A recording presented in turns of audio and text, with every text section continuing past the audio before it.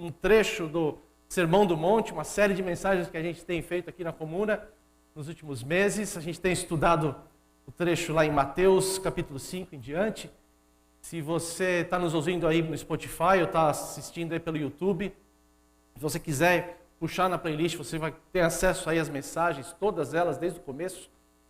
E eu estou muito feliz porque abrir a palavra de Deus, como a gente estudou essa semana no pequeno grupo, abrir a Bíblia não é abrir um livro comum. Abrir a Bíblia não é como você abrir, por exemplo, um livro de contos. Abrir a Bíblia é você dar acesso, ter acesso à palavra de Deus, deixar aquilo entrar em você e te transformar. Amém? Vamos orar. Pai querido, obrigado por essa manhã, obrigado pela oportunidade de estudar sua palavra. E queremos pedir ao Senhor que ela entre em nossos corações e nos transforme, como o Senhor tem sempre feito, Pai. Somos gratos a Ti e nos ensine, nos inspire e fala com cada um de nós nesse momento, em nome de Jesus. Amém.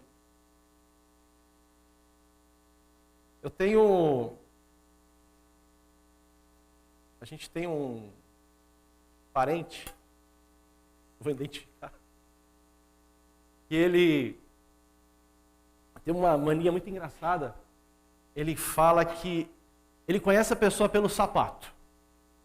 Eu sei, você olhou para o meu sapato agora, por isso que hoje eu vim com um sapato mais alinhado.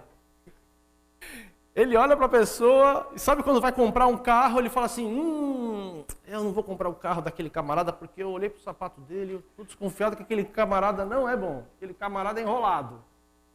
Mas que ciência é essa? Que negócio é esse de você olhar para a característica, o jeito da pessoa se vestir e tirar uma conclusão?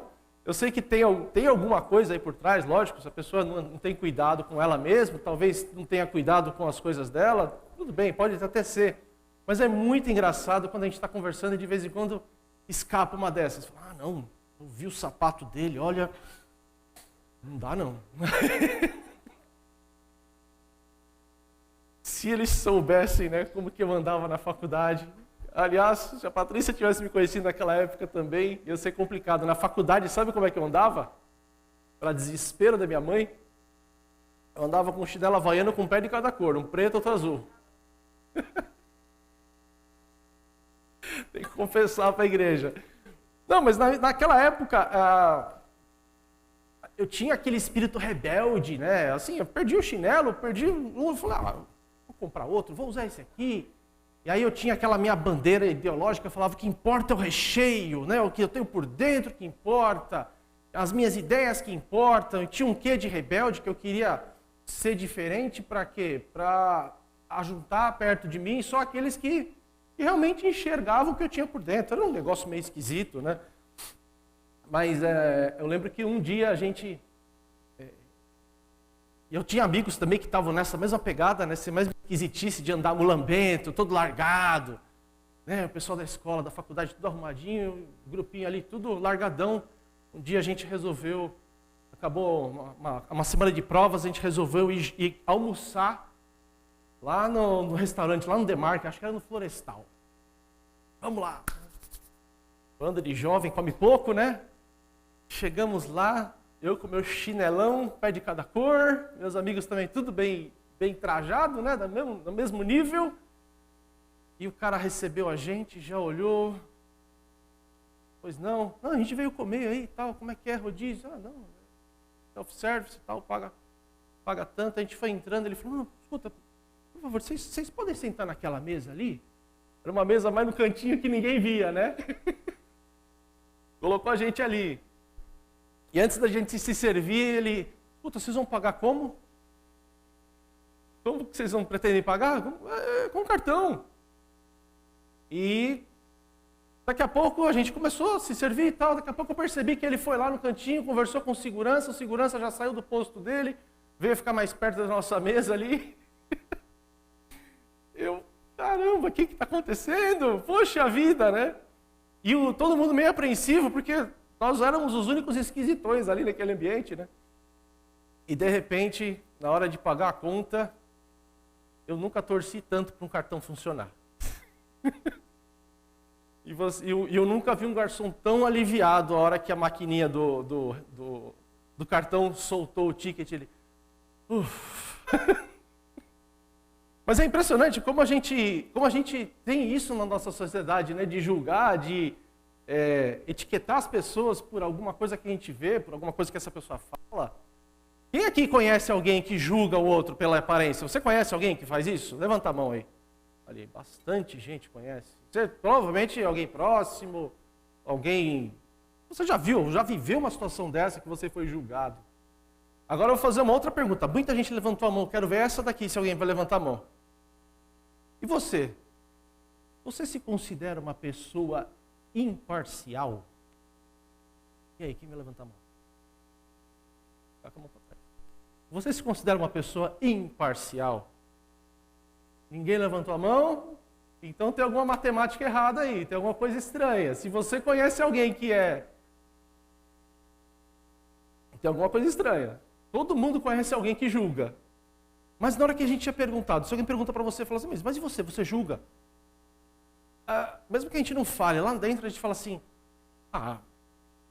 eu não sou tão ruim. É ou não é? E hoje nós vamos falar exatamente sobre isso. Vamos lá em Mateus capítulo 7, a gente vai falar sobre a questão dos julgamentos, julgar uns aos outros. Mateus capítulo 7, verso 1 até o 6, estou lendo aqui na versão NVT. Está escrito assim, não julguem para não serem julgados, pois vocês serão julgados pelo modo como julgam os outros. O padrão de medida que adotarem será usado para medi-los. Por que você se preocupa com um cisco no olho do seu amigo, enquanto há um tronco no seu próprio olho? Como pode dizer a seu amigo, deixe-me ajudá-lo a tirar o cisco do seu olho, se não consegue ver o tronco no seu próprio olho? Hipócrita! Primeiro livre-se do tronco com seu olho, então você verá o suficiente para tirar o cisco do olho do seu amigo. Não deem o que é santo aos cães, nem joguem pérolas aos porcos, pois os porcos pisotearão as pérolas e os cães se voltarão contra vocês e o atacarão.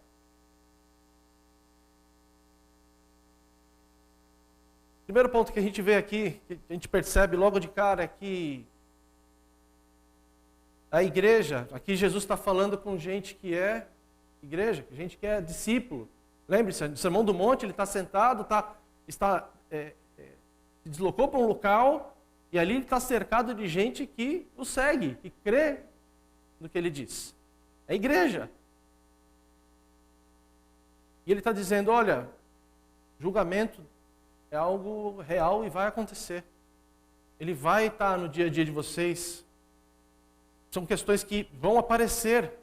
E o que é julgar aqui? Julgar tem a ver com censurar, com mostrar, apontar o erro do outro. Você tomar uma decisão baseado em alguma coisa que você percebeu, que você viu, que você ouviu. Tomar uma decisão, tomar o papel de Deus. Decidir.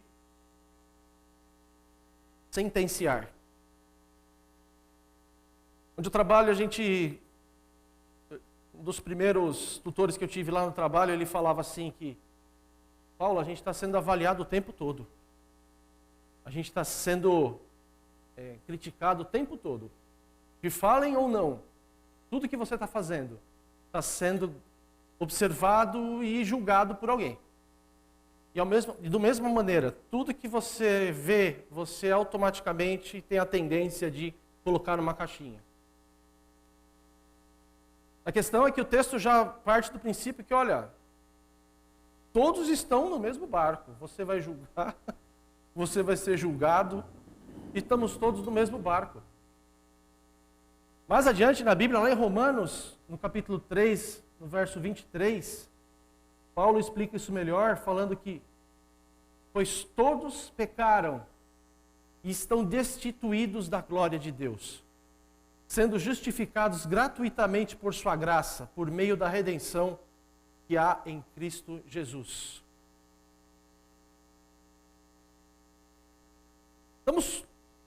Isso é algo que vai acontecer no nosso meio. Jesus está falando, está dando algumas orientações como lidar com isso. E a gente precisa parar de acreditar que não vai ter julgamento no meio de nós. Segundo problema que a gente vê, não só no texto, mas em nossos dias, estamos vivendo uma era de falta de referências. Quem é a grande referência de justiça que tem no nosso meio? Quem você lembra? Nos nossos dias, no mundo dito evangélico, quem que é a pessoa, a referência, que julga com imparcialidade, que tem opiniões sempre alinhadas com a palavra de Deus? Tem grandes referências? Não, a gente está vivendo uma era de falta de referência. Isso também no meio da igreja e fora da igreja. Vai lá ver a CPI do Covid, onde está sendo julgado um caso onde os grandes, os cabeças do negócio que estão julgando, o presidente da comissão está sendo investigado pelo desvio de mais de 260 mil reais da saúde do Amazonas, só não foi preso, a esposa e os irmãos foram presos, ele não foi preso por causa da imunidade parlamentar, está lá sentado julgando. O relator da comissão. Tem tantos inquéritos que eu fui tentar pesquisar quantos inquéritos são, eu não acho uma fonte bacana para falar quantos inquéritos ele está respondendo. E está lá sentado, tomando decisões, julgando pessoas. Não temos referência. Mas e você? É uma referência também? Eu sou uma referência? Nós estamos vivendo tempos difíceis. Além disso, nós estamos numa outra era, na era da falta de padrões, falta de referências, e uma era de intolerância. Sim, está se falando muito em tolerância, uma bandeira bonita de que, olha, vamos viver todos bem, todos, cada um diferente do seu jeito. Mas, gente, no fundo, a gente continua com essa tendência natural nossa da gente se filiar aos iguais. A gente se filia, a gente se junta com gente que parece com a gente. Vai ver quem são os seus amigos, quem é o pessoal que frequenta a tua casa, com quem você tem mais afinidade. Provavelmente essa pessoa tem muita coisa a ver com você, tanto fisicamente quanto em termos sociais, em termos econômicos, gostos. A gente se junta com gente que a gente parece. Faz parte do nosso jeitão ser humano de ser, o tribalismo. E a gente está vivendo uma época que a gente tem esses spots, esses grupos, e a gente está cada vez mais, as pessoas estão querendo destacar a diferença delas. Então o barato agora é você gerar uma polêmica, gerar um escândalo ali, para expor qual que é a opinião, qual que é o estilo do outro. Para quê?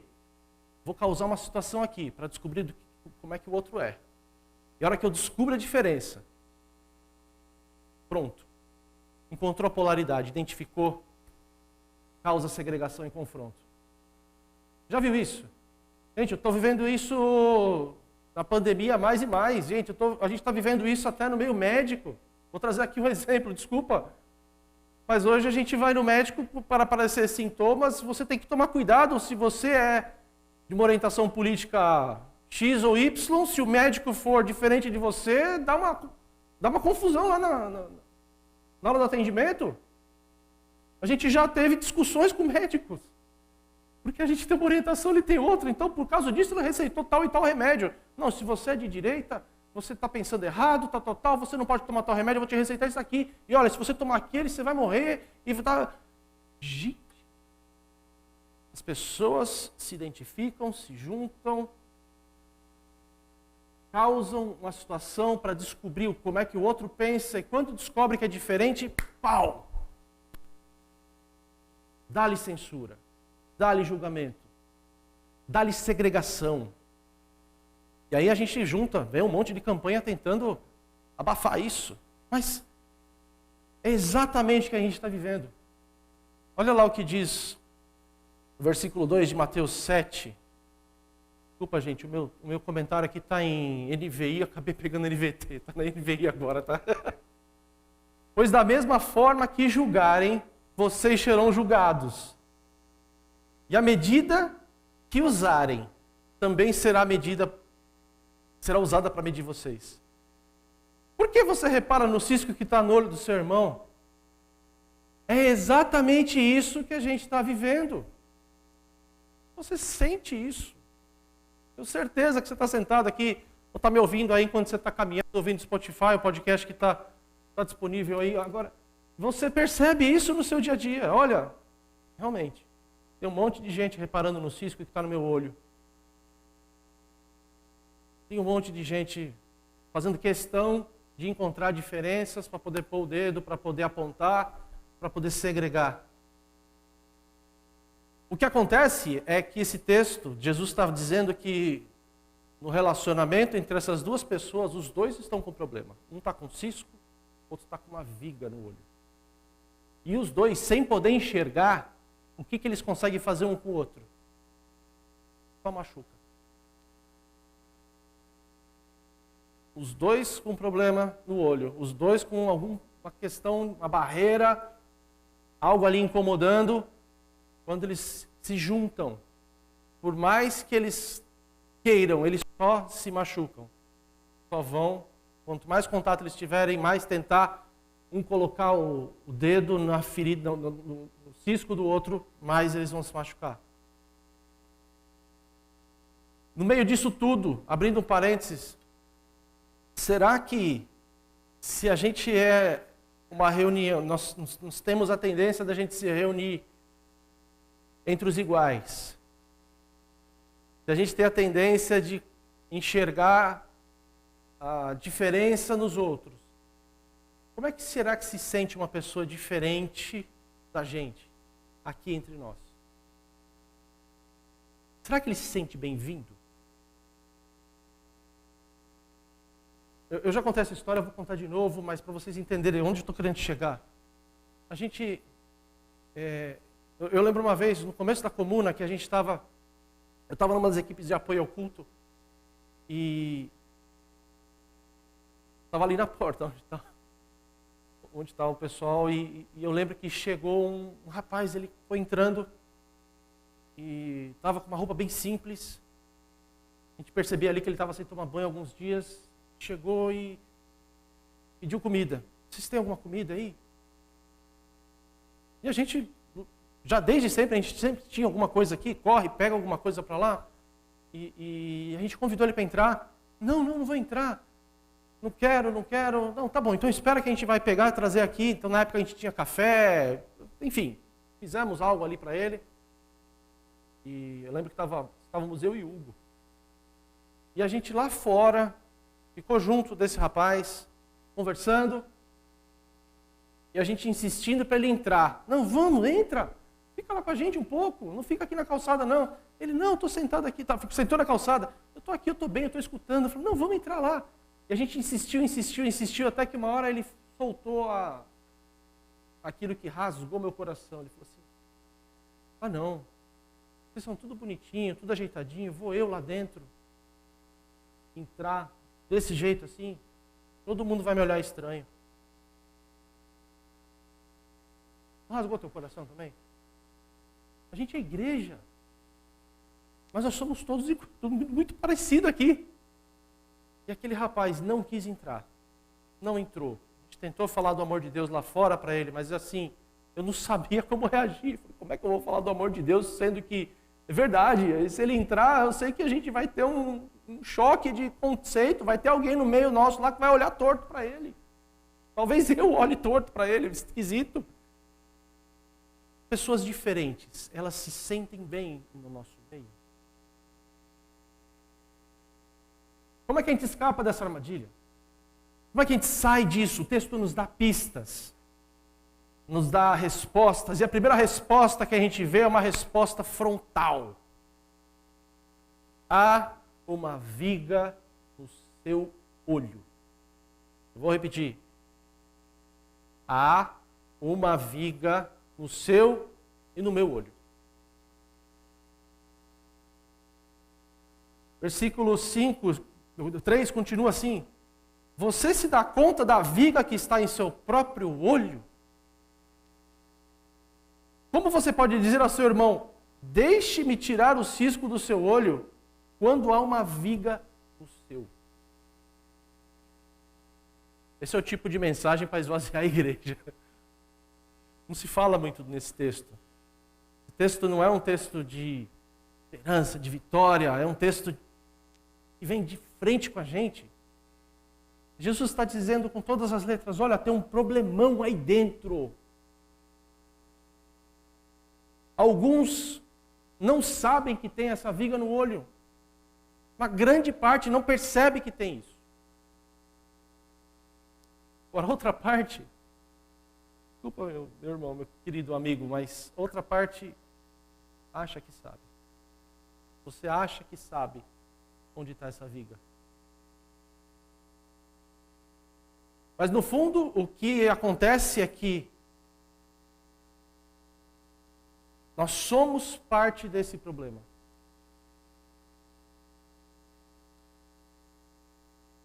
Se eu perguntar para você se você se acha uma pessoa preconceituosa, provavelmente você vai me falar, não, eu não sou. Mas eu conheço quem é. Se eu falar para você, sim, você tem um pouquinho de preconceito aí dentro. Primeiro impacto é, não, você vai negar. Não, eu não sou. Jesus está falando aqui, olha, tem uma viga no seu olho. O jeito que você enxerga as coisas está distorcido. O seu instrumento óptico que percebe o mundo, aquele aparelho que faz você perceber o mundo está com defeito, está com um negócio na frente, uma sujeirona gigante. E a nossa primeira reação vai ser negar. Não, esse texto aqui não é comigo. Esse texto aqui é com meu irmão. Já ouviu falar daquela história do crente inchado e do crente pá? Crente pá, pega a palavra, pega, essa aqui, olha, essa aqui é pro irmão vizinho lá, olha, ele que é pro cara lá. Nessa palavra aqui, é pro meu irmãozinho ali do lado. Quando a gente devia estar fazendo o papel do crente inchada. Não, Senhor, é comigo. É comigo essa palavra, é para mim. É com você. Eu te convido hoje a pegar esse texto e realmente refletir. Será que você não tem realmente uma viga em alguma área, em algum assunto da sua vida? Não tem algo que está distorcendo a sua visão? Enquanto a gente não reconhecer isso, enquanto a gente não for humilde diante de Deus e buscar no Senhor qual que é a viga que está no meu olho, o processo de cura não começa. Ele não se inicia. Ele nem sai do papel, nem sai do comecinho. Enquanto a gente não reconhecer, a cura não será iniciada. E para aqueles que não percebem, não têm nem ideia de onde está isso, Senhor, será mesmo que eu tenho algum filtro, alguma coisa aqui na minha vida que eu estou fazendo julgamento? Eu sei que alguns de vocês aqui, talvez o Senhor já esteja até trazendo à mente alguma coisa. Olha, poxa, acho que hoje o negócio vai pegar, porque eu lembrei de alguma coisa. Talvez você já lembrou, mas eu te convido, se você não tem isso claro, pegue lá textos como Salmo 139, no verso 23, onde Davi clama, 139, 23, sonda-me, ó Deus, e conhece o meu coração, prova-me e conhece as minhas inquietações. Vê se em minha conduta algo te ofende e dirige-me pelo caminho eterno. Busque no Senhor.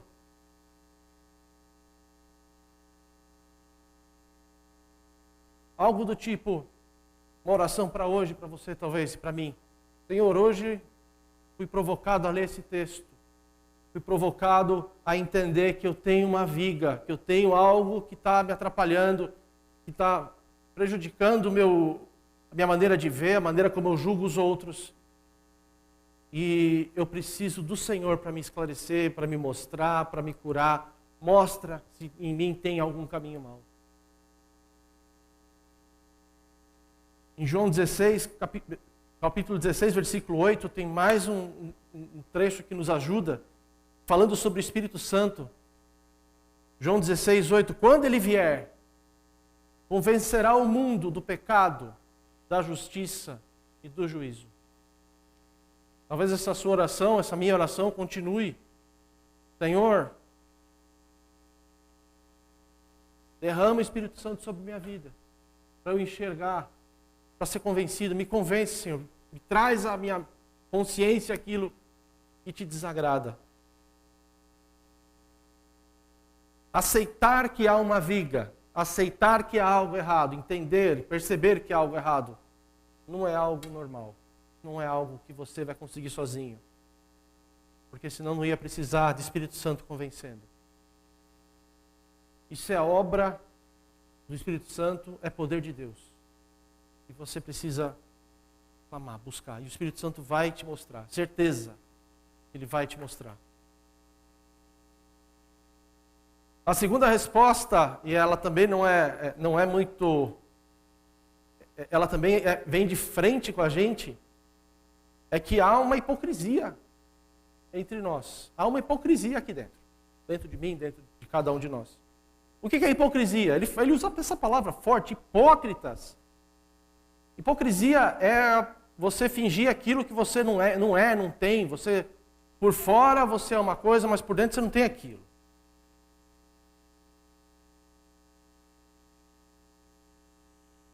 Aí eu te pergunto, há quanto tempo você acha que essa viga está aí? Há quanto tempo isso está acontecendo com você? E você quer mesmo ser tratado pelo Senhor? Você está disposto a ser curado por Ele?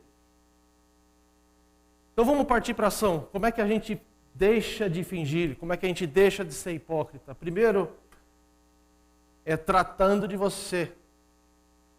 Versículo 5, hipócrita, tire primeiro a viga do seu olho, e então você verá claramente. Tirar a viga. Então, antes da gente pensar em tentar ajudar o próximo, tentar tratar na vida de alguém alguma coisa que não está legal, a gente precisa ser tratado. A gente precisa tirar a viga do olho, primeiro enxergar, a hora que a gente perceber qual que é a viga, entregar isso aos pés do Senhor e deixar o Senhor nos tratar. Buscar ajuda. Buscar ajuda na palavra, buscar aconselhamento de gente que acredita, que anda com Cristo, gente que tem a sua baliza, balizado na palavra. Tirar a viga também não é algo natural, não é algo que você vai conseguir fazer pela sua própria força. Esse tirar a viga do seu olho é poder de Deus, é a ação do Espírito Santo. Também precisa de oração e busca da palavra de Deus. A terceira resposta para a gente como escapar dessa armadilha, então é entender que a gente tem uma viga, que a gente tem um problema. Segundo, buscar no Senhor que Ele nos ajude a tirar essa viga, a curar isso. Mas tem um terceiro ponto ainda. Depois de tudo isso, ainda há um irmão aí precisando de ajuda. O versículo 5 fala que você verá claramente para tirar o cisco do olho do seu irmão. É curioso que aqui o texto não está dizendo que, olha, tire a trave do seu olho e clame a Deus para que o seu irmão também se toque e Deus tire o cisco do olho dele. Ele está sendo bem enfático aqui, olha, tire primeiro do seu, então você vai ver com clareza, você vai conseguir aí sim perceber a coisa com clareza e você vai tirar o olho do cisco do seu irmão. Isso é complicado. Isso é complicado. Por quê? Porque a gente precisa entender o que é cisco. O que é cisco? Cisco pode ser um monte de coisa. O que Jesus estava querendo falar aqui? Gente, a nossa verdade, o cisco, a gente precisa balizar tudo na palavra. O que você está enxergando como cisco? O que está te incomodando na vida do outro? É algo que você simplesmente não curte? Eu não gosto. Eu não gosto do sapato que o Paulo usa. Ou é algo que está indo contra a palavra de Deus? Algo que está afastando aquela pessoa do Evangelho, algo que está levando ela para um caminho de pecado, algo que está trazendo confusão na vida dela. algo que está contra a Bíblia, contra aquilo que Deus diz. O que é cisco? Cisco não é aquilo que você acha errado. Não é aquilo que você curte. Ah, não curto. Ah, não gosto. O cara fala com sotaque de carioca, não gosto. Não. Cisco é aquilo que atrapalha a visão do seu irmão para ele não enxergar o reino. É aquilo que atrapalha a vida dele para ele não se parecer com Cristo. Aquilo que atrapalha ele na caminhada de santificação. É isso que é cisco. Você espera-se que você ajude o seu irmão a tirar o cisco. Você e eu, nós somos chamados a ser igreja, ajudando uns aos outros a superar pecado, a superar e tirar barreiras, tirar aquilo que nos afasta de Deus. Nós somos chamados. Então você verá claramente e você vai tirar o cisco do olho do seu irmão. E repare, isso só acontece depois que você foi cuidado. Então como é que vai ser essa abordagem? Você vai lá, dá um pedala na cabeça do irmão, fala, tá aqui, ó, dá aqui esse cisco aí, tá vendo? Tá tudo errado. Vai cá, pega uma pinça e tira. Não, meu querido, se a sequência foi essa, se a sequência foi seguida, olha, eu entendi, fui lá, o Senhor me mostrou que eu tenho um tremendo de um problema na minha vida. Eu fui lá aos pés do Senhor, orei, tratei, chorei junto com o pequeno grupo, o Senhor me tratou, me curou, agora estou andando, estou caminhando e percebo que tem um amado, um querido meu, uma querida pessoa perto de mim que está com um problema. Como é que vai ser minha abordagem depois de tudo isso? É assim. É assim. Bom, eu tinha um negócio no meu olho também. Eu tinha uma baita de uma viga no meu olho. Eu estou vendo que você está com um problema também parecido. Sabe como é que Jesus fez comigo? E aí você conta a sua história. E aí você compartilha a sua vida. E aquele problemão que você teve na sua vida, que Deus transformou em bênção, você derrama sobre a vida dessa pessoa e fala, olha, tem esperança para o seu cisco também. Se ele tirou o tronco da minha vista, ele vai tirar esse cisquinho daí. E é nesse ritmo, é nessa pegada, não é no apontar o dedo, é no caminhar junto.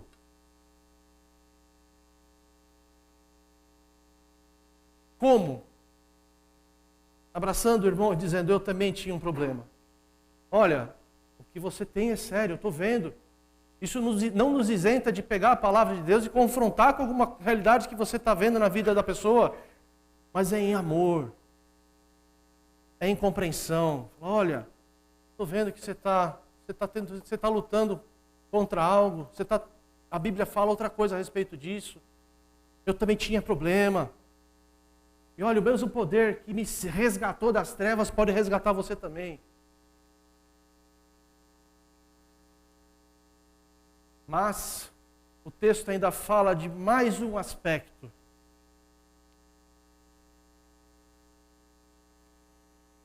No versículo 6, ele continua dizendo, não deem o que é sagrado aos cães, nem atirem as suas pérolas aos porcos.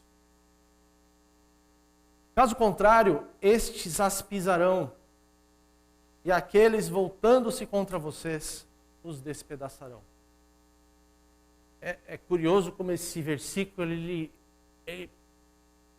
parece que está fora do texto, não tem nada a ver com esse texto, né? Ele vem falando de julgamento, daqui a pouco ele fala, não joga pérola aos porcos, não. E muita gente foca no lado ruim desse texto. Foca no aspecto negativo. Fala, olha, não é para dar coisa boa de graça. Mas sabe o que eu vejo aqui? Algo que está escondido aí no texto, que a gente muitas vezes passa despercebido da gente. A gente não acabou de falar de julgar, de tirar o cisco do olho do irmão. Na sequência, ver um texto desse, eu enxergo que esse cuidado entre irmãos, esse cuidado da igreja uns com os outros, é algo sagrado. E é um tesouro, é uma pérola. Isso é uma coisa linda que acontece na igreja. Esse tratar, essa coisa que a gente tem em comunidade, que a gente trata no pequeno grupo, na caminhada, irmão com irmão, isso é algo sagrado. Jesus fala, onde estiverem 2 ou 3 reunidos em meu nome, ali estarei eu. Quando você está caminhando junto com alguém, ajudando ele a tratar os ciscos dele, e ele também ajudando você a tratar o que você tem no seu olho, isso é sagrado, isso é precioso, isso é pérola. Porém, nem todo mundo aceita isso. É isso que esse texto está dizendo. Olha, tratar a igreja, crescer em maturidade cristã é algo sagrado, é algo precioso, mas nem todo mundo vai aceitar isso. E o texto está dizendo para você, olha, fique tranquilo. Fique tranquilo. E se alguém não aceitar, siga em frente. Expanda o reino para o outro lado. O Senhor vai tratar com cada um de vocês. Não precisa insistir, jogar pérola aos porcos, não. Seja igreja com quem quer andar contigo, com quem quer ser igreja. Eles virão, o Senhor escolhe cada um deles. Então você vai tirar o cisco, o tronco do seu olho, a tora do seu olho, para você ajudar, mas você também vai testemunhar a pérola aparecendo na vida do seu irmão. Quer aumentar a sua fé? Já orou? Já fez essa oração? Senhor, aumenta a minha fé? É uma oração perigosíssima de se fazer, porque pode acontecer um montão de coisa para que a sua fé seja testada. Mas uma coisa que você pode fazer para aumentar a sua fé é caminhe com os irmãos, com o pessoal da igreja, com a comunidade, com a igreja. Porque você nessa caminhada, nesse tratar, você vai ver aquele cisquinho que você via na vida do seu irmão, o Senhor transformando, pegando aquela experiência, aquela história ruim, suja, cheia de pecado, e o Senhor transformando, e você assistindo aquilo de camarote, falando, uau! Esse Deus está vivo e poderoso, fazendo milagres ainda hoje. Você sabe como é que uma pérola nasce? Já viu? Lá no Discovery Kids? No Discovery Kids não. Só vejo isso. Show da Luna? A gente está sendo educado pela televisão, né? Mas você já viu isso? Não sei, eu nunca vi ao vivo, mas eu já vi imagem, vídeo de gente, ó, tá aqui, ó. É um cisquinho que entra lá na conchinha. Ela tem todo um problema ali. É um negócio que incomoda. Mas ela trata aquilo. Aquele cisquinho, depois de tratado, cria-se uma casca em volta que vira uma pérola maravilhosa. É isso que Jesus está dizendo aqui. Olha, tem um cisco, tem algo que precisa ser tratado. E ao ser tratado, vira pérola, vira algo glorioso, vira algo que Deus usa para o louvor e glória dele. Mas se alguém não aceitar, siga adiante. Foque na expansão do reino. Somos parte do problema, meus queridos. Eu sei que essa palavra é dura, é complicada. Eu já tive alguns momentos de enfrentamento que que fala que cai a ficha, mas o pessoal não sabe mais o que é isso. Mas eu já tive momentos de algo, dar um estalo na minha consciência e perceber que, puxa vida, eu estou sendo injusto, eu estou julgando, eu estou fazendo conceito, eu estou pré-formando conceitos a respeito de alguém baseado em alguma coisa que eu penso, num background que eu tenho. E olha, é muito desconfortante isso. Quando você percebe que você tem isso. Primeira reação, não. Estou exagerando, não, estou sendo radical demais. Não é bem assim. Mas busque no Senhor. O que tem aí dentro que pode ser que seja viga? Se você não perceber isso, pode ser que você esteja machucando outros. Tem acontecido isso com você? Você já tentou ajudar alguém e no final das contas aquela pessoa saiu machucada? aquela pessoa saiu ferida, saiu do outro lado, estragou um relacionamento. Será que isso não aconteceu porque você está com a viga no olho? Você não está com um problema que precisa ser tratado?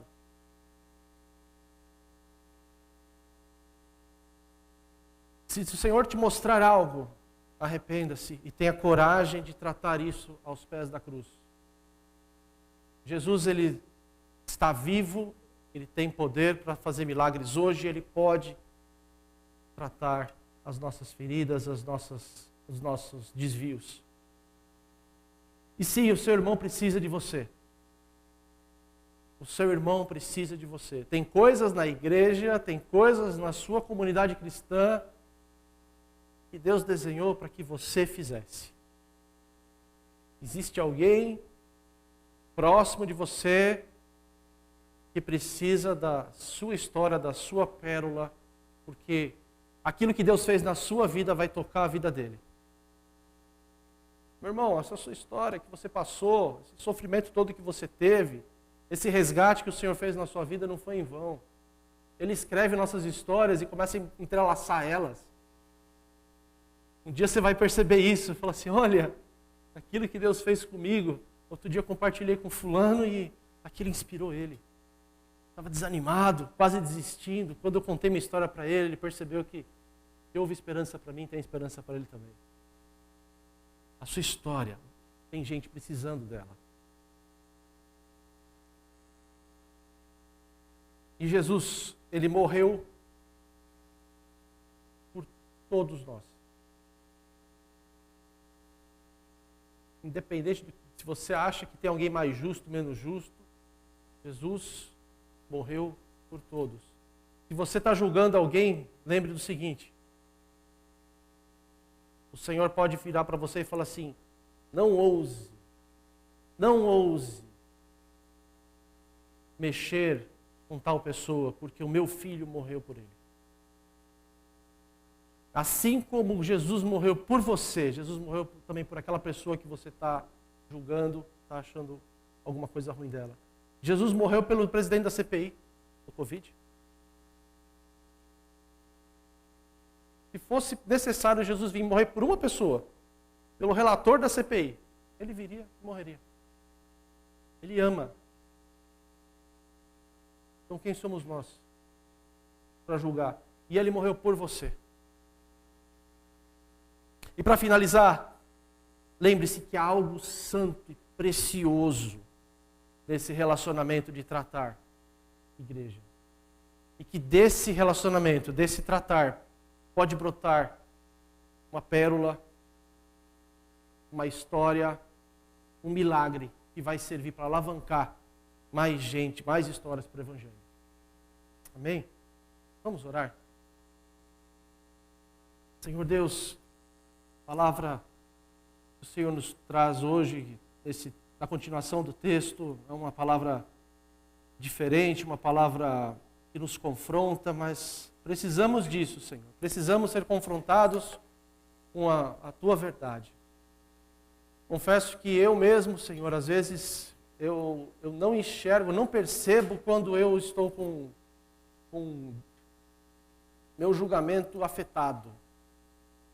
E assim como eu creio que muitos dos meus irmãos e irmãs que estão nos acompanhando hoje também têm essa sensação. Não tem nada errado. Ou, se tem errado, a gente acha que não é tão grave assim. Senhor, precisamos do Teu Espírito Santo para nos trazer a convicção do pecado, a convicção daquilo que a gente precisa tratar, convicção daquilo que o Senhor quer nos transformar. E precisamos do Seu poder para que isso seja transformado. Nos dá coragem para tomar passos práticos, nos achegando a Ti e tratando aquilo que o Senhor mostrar que precisa ser tratado. E Senhor, nos abençoa como igreja, para que em nosso meio a gente tenha liberdade de tratar uns dos outros.